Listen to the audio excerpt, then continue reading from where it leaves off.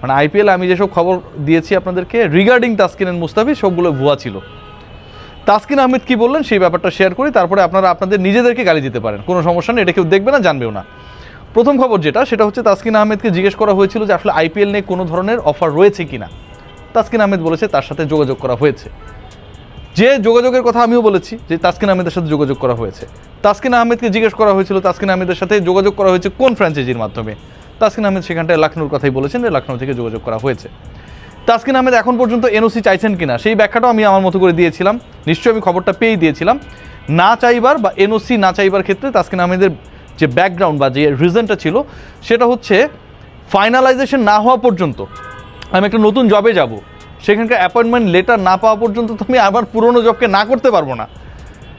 রিজনটা সেটাই, যেহেতু লখনৌর সাথে কথা হয়েছে, তাকে অ্যাপ্রোচ করা হয়েছে, এখন পর্যন্ত দুপক্ষের 2-2-4 মিলে নাই, তার মানে এই না যে মিলবে না বা মিলছে না, মেলার কোনো সম্ভাবনা নেই। তিনি দোয়া চেয়েছেন যেন খেলতে পারেন, সে কারণেই তিনি এনওসির জন্য অ্যাপ্লাই করেন নাই বা চান নাই।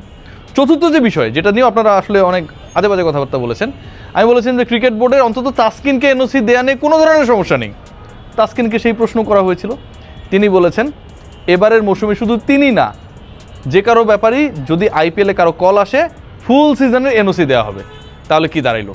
তাহলে দাঁড়ালো আইপিএলে বাংলাদেশে তাসকিন আহমেদের অফার আছে, তাসকিন আহমেদকে লখনৌ এখন পর্যন্ত চুজ করেছে। থার্ড যে পয়েন্টটা সেটা হচ্ছে তাসকিন আহমেদ এনওসি চাচ্ছেন না, কারণ 2-2-4 মিলেনি এবং সেটা মেলার সম্ভাবনা রয়েছে। ফোর্থ যে পয়েন্ট, ফুল সিজন তাসকিন খেলতে পারবেন। এর বাইরে ইনফর্মালি তাসকিনের সাথে শেয়ারিং হচ্ছিল। সিরিয়াসলি বাংলাদেশের যারা মোটামুটি স্পোর্টস রিলেটেড রিপোর্টিংয়ের সাথে জড়িত, বাংলাদেশের প্রত্যেকটা হাউজের সদস্যরাই ছিলেন, তাসকিন ছিলেন, আমি ছিলাম, আমি তাকে প্রশ্ন করছিলাম যে তাসকিন কী অবস্থায় রয়েছে ব্যাপারটা। তাসকিন যেটা বলেছেন সেটা হচ্ছে যে যদি যে আলোচনাটা হচ্ছে এবং যেই সিচুয়েশনে আলোচনাটা হচ্ছে, আলোচনাটা তো একটা সিচুয়েশনের কারণে হচ্ছে, মেগা নিলামে তো তাদেরকে নেওয়া হয়নি।